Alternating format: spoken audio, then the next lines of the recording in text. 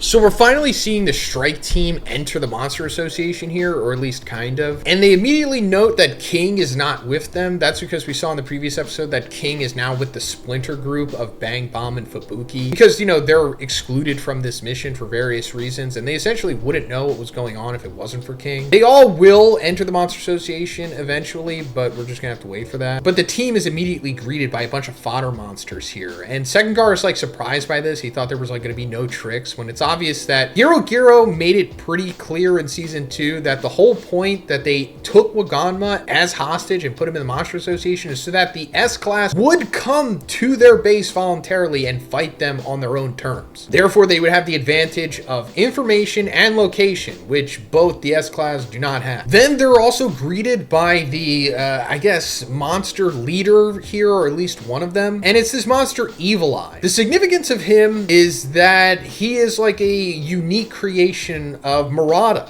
the artist of the One Punch Man manga. Despite what you have heard from some other YouTubers or people online or whatever, Murata is not the creator of One Punch Man. He's not the writer of it. This guy, One, is. He's also the creator of Mob Psycho 100, Bug, Ego, and Versus. But sometimes he lets Murata have his own little original creations in the series, and Evil Eye is one of them. Apparently, he was originally a human Esper, I guess, similar to how Tatsumaki is, although not nearly as powerful, of course. And when he was turned into a monster, Giro like implanted the eyes of fallen monsters on him, and that like grew his power. We're not getting a disaster level of him in this episode, but considering how he's able to like throw around buildings and stuff, he's powerful enough to be a demon for sure. Maybe even a little too powerful for that. Not quite a dragon. And considering that in the manga itself, it says that his disaster level is unknown, and I guess that's more so because he is an original creation of Murata. I guess we, the community, or at least I, pegged him as like above demon. A little stronger than a demon, definitely not dragon level, similar to what we were talking about with Orochi a couple episode breakdowns back, where Orochi is for sure stronger than a dragon, but definitely not disaster level god, so he's like above dragon. But as he's like trying to drop these buildings on the team here, Tatsumaki is able to defend them with her Esper psychic shield bubble thing, but she like drops it at the last moment and almost winds up getting the support team killed here by the rubble. This is just showing that Tatsumaki is very temperamental, not very emotionally mature, and definitely not a team player. Yes, she is on the side of justice, and she's a good guy, and she wants to help the heroes, but she's, you know, very flawed. But this is also just a way for us to see some of the strength of the other S-Class heroes, like Puri Puri Prisoner, Darkshine, who just lets the rubble fall on him, and then even a My Mask, who's able to like one-handed lift this. We're further seeing how strong a My Mask is. We've talked about this many times throughout this season. He is for sure S-Class level, but he chooses just not to be one. Then Tatsumaki goes on to fight Evil Eye off screen for the rest of this episode, but we'll come back to that later. Hey, also, guys, can you please subscribe if you haven't already? We still got, what, 5 more episodes left, 5 more weeks. I'm going to be covering it all. I also cover the manga as it comes out every other week. We're almost at 300K. Let's try to get there before the end of the year, please. That would be cool. And then let's also try to get 3,000 likes on this video. Just grab your phone, which you're probably watching this on, hit that like button. It'll help me, it'll help the video, and I really appreciate it, guys. Thank you. Then from this point, we're seeing the support team on Spotlight, such as Twin Tails. We're also seeing the sniper hero one-shotter Green, who can control plants. This is actually a pretty significant ability for an A-class hero. This is like something that an S-class hero would be able to do. I mean, at a much higher level, of course, but I guess it shows that Green has potential. Let me also point that out before we go any further. One of the reasons the support team is being shown here is because they have potential to become S-class heroes or just higher ranking in general, but don't hold your breath about that stuff. They're not really going to get much development after this sequence is over. 1 or 2 more times after this, and for sure, some of them are more significant than others, such as like,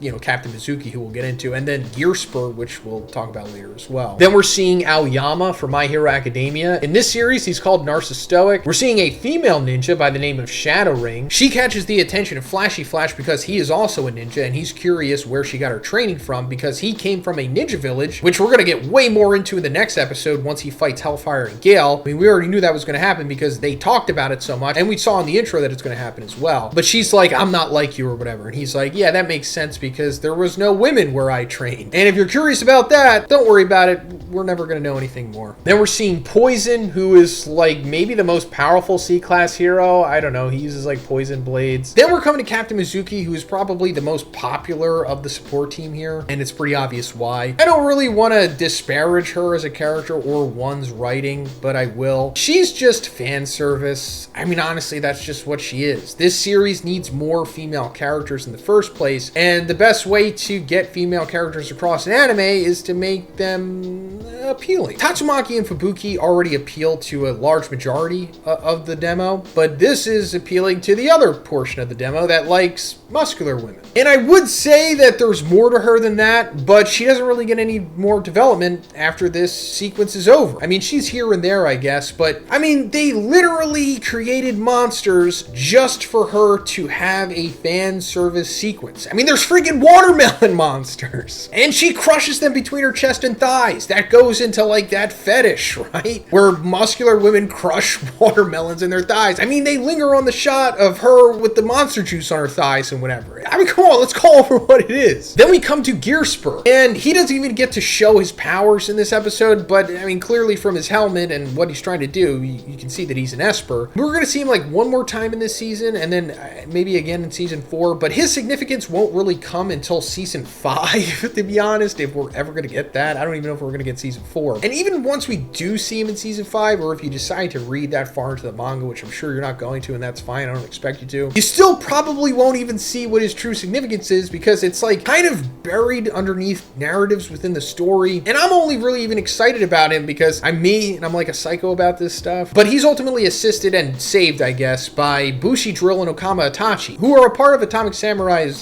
disciple trio. Then we come to Rhino Wrestler, who we've seen in season 2 before. He was a part of that initial team that helped kidnap Waganma, and his whole thing is that he's obsessed with testing himself and seeing how powerful he is in relation to others. One, interestingly, gave this monster way more characterization than the rest of the monsters. I don't know why. I mean, I know why he exists. I mean, he is just a power scaler for the audience, but one is just random sometimes with his creations. I mean, that's why we even have the support team here in the first place. It's because he just likes creating characters and getting all of these ideas out of his head. You know, like we talked about before, he's simultaneously making 4 other mangas besides One Punch Man. He does the One Punch Man webcomic, he does Versus, which is an incredible battle manga, and you guys will know about that eventually once it gets an anime, Bug Ego, and then he also did Mob Psycho. And all of those series have tons of characters in them, so it's like he just is overflowing with creativity, and he just needs to get that out of him or he's going to explode or something. Sometimes it just comes out in weird ways, like giving Rhino Wrestler more character development and backstory than a lot of the other characters in this series. But going back to him being a power scaler, he's showing us the difference between the various heroes here and the S-Class, because when Needle Star attacks him, by the way, Needle Star, one of the former members of the Fubuki group, but he got kicked out for being too violent amongst the members or whatever, and that's also why he looks the way that he does. This is like a remnant of their uniform. But he hits him with like his mace thing, and that's 25 points, which is pretty good. And then Captain Mizuki hits them with the same thing, but uses it like a shot put, and that's 30 points. So it's showing like, okay, Captain Mizuki's a little stronger than Needle Star. And then One Shotter shoots him with a friggin' 50 cal from his Barrett rifle, which I'm sure is stronger than the one in real life. That's only 15 points. So these guys are stronger than freaking 50 caliber bullets. Then he comes to E-Iron, who is, you know, the third part of that Atomic Samurai's Disciples trio, and he's also ranked 2 in the A-Class. But honestly, he's like the number 1 A-ranked hero. Because, you know, like we talked about before, My Mask is truly an S-Class hero. He shouldn't be in the A-Class. So we're essentially looking at like what the strongest A-Class hero is. And he's pretty freaking strong. I mean, he's able to hold off a demon level in Rhino Wrestler with 1 arm. And of course, he lost that arm against Melzergard, who was a dragon in season 1. And he's 69 points. Way stronger than Needle Star and Captain Mizuki. But still not strong enough to cut through Rhino Wrestler's horn, because, you know, he's just an A-Class hero after all. Even if he is ranked number 1, Rhino Wrestler being a demon is much stronger than than, any A-class hero. According to like the Hero Association metrics in that bonus chapter disaster level where it breaks down the hierarchy of things, a demon level monster should be taken on by at least one S-class hero, and you would need 10 A-class heroes to respond to a demon level threat. But then we have Atomic Samurai stepping in, and he's like, okay, let me show you guys how it's done. Then all he does is just quickly about 1/8 unsheath his sword and then puts it back in, and he's like, okay, we're done here. And it's like, yeah, that's how fast Atomic Samurai is. From the audience's perspective, all you see is him just quickly go like this, and that's all he needs to do. But in that fraction of a second, he did like dozens, if not hundreds of slashes to Rhino Wrestler and immediately cut through him. Like, Rhino Wrestler doesn't even know that he's been cut at this point. And he winds up giving Atomic Samurai 100 points. And it's like, okay, is that pretty accurate? Does that mean that Atomic Samurai is only 31 points stronger than E-Iron? It's like, no. Maybe that attack was at least what Rhino Wrestler thinks, but that does not just fully illustrate the difference in power between E-Iron and Atomic Samurai. It's much greater than that. But I guess one wants just to keep it more ambiguous like he does with all of his power scaling. I mean, that's why disaster levels are the way that they are. Then Atomic Samurai just minces up the rest of these fodder monsters, literally makes it rain blood. Then we see Flashy Flash come in and get his quick kills in. We're going to see more of Flashy Flash in the next episode, like I said, so don't worry about that. Then we see Darkshine showing what he's capable of. We only really saw him get his hands dirty in the second season when he just took care of that fodder guy. But this is like the first time we're actually seeing him like fully in combat. And his style is essentially, he's like the Juggernaut, I guess. He's like nigh invulnerable. His body is a shield in itself. And he's just physically overwhelming. Like, that's his style. He just physically brutalizes you. Like, he just runs through these fodders and kills them that way. He doesn't even really do anything. Pig God, kind of the same way. Not exactly, but he himself is nigh invulnerable. Like, he is a shield in himself, but then he just eats you. Like, we've known that's what Pig God was about. Puri Puri Prisoner, he's kind of just standardly strong, I guess. We've seen him fight many times throughout the series. In fact, him getting punched by this random monster here, who I think Murata said in one of his live streams like 8 or 7 years ago, this guy is like a demon too. Then we come to the last fight, and it's Tatsumaki literally taking care of Evil Eye like garbage. And I'm just surprised it even lasted this long, because Tatsumaki is so much stronger than Evil Eye, it's not even funny. I mean, Tatsumaki is easily the strongest hero here, even way stronger than Darkshine. But I guess it was just supposed to be a nice little bookend to this sequence. Then we come to the big hype moment of this episode with Giro,